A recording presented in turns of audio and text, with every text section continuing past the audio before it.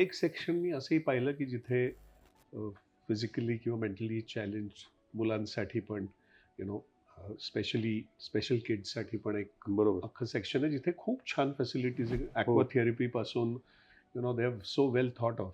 Correct. So तर we call it physical medicine and rehabilitation okay.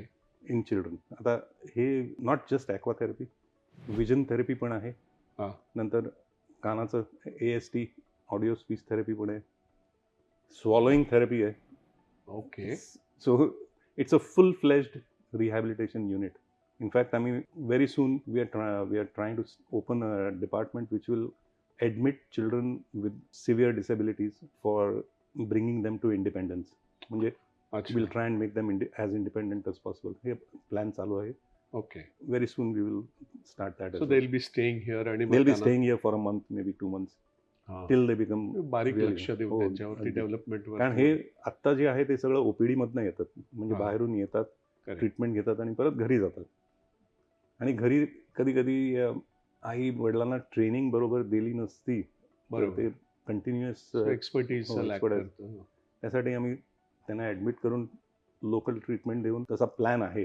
Okay. झालं तर आणि बरं तुम्ही आहे. काही खूप वेगवेगळे चॅलेंजिंग ऑपरेशन्स केले, हो. स्पेशली डिफॉर्मिटीमध्ये आणि याच्यामध्ये असं काही उदाहरण? पिडियाट्रिक न्यूरोसर्जरी जॉईन केलं ना 92 मध्ये मी माझा प्रोफेसर जो होता तो ही वॉज इंटरेस्टेड इन क्रेनिओफेशियल अनॉमलीज म्हणतो. ओके. म्हणजे जन्माला येतानाच त्यांचं तोंडाचे विकार असतात. म्हणजे कधी डोळे बाहेर असतात, कधी तोंड असं वेडं वाकडं असतं, डोक्याचा शेप अलग असतो. हे त्यांचं ब्रेनचं डेव्हलपमेंट त्याच्यामुळे अफेक्ट होतं. अच्छा. ब्रेन डेव्हलप होत नाही.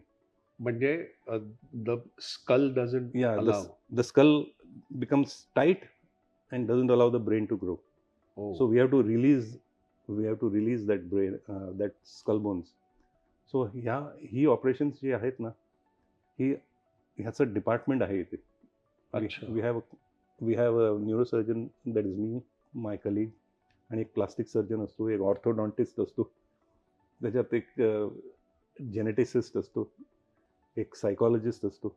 हे सगळे आम्ही बसून त्या मुलांना आणि त्याच्या फॅमिलीला काउन्सिल करतो की हे बाबा रे, हे ऑपरेशन करून घेतलं तर आणि त्याचं इम्प्रूव्हमेंट चांगला चान्स आहे.